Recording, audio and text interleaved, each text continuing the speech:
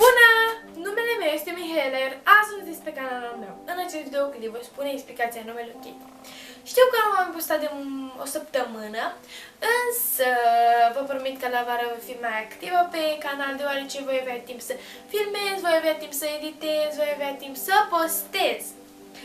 Știu că eram prin luna martie, deoarece aveam la poza de profil un trandafir ce avea ca un subtitlu numele meu Katie K, iar imediat după ce am pus poza mi-am schimbat și numele canalului din Mihaela Georgiana în Katie K, iar am mai mulți colegi ce au conținut imagini ce le derulează prin înregistrarea ecranului și mi s-a părut o idee bună, așa că am făcut și eu un videoclip ce avea ca temă fix același conținut, însă altfel descris, alte idei.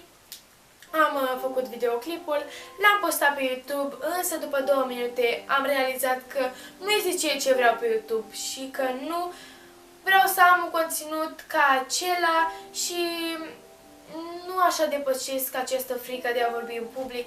Și știu că v-am mai spus de această frică.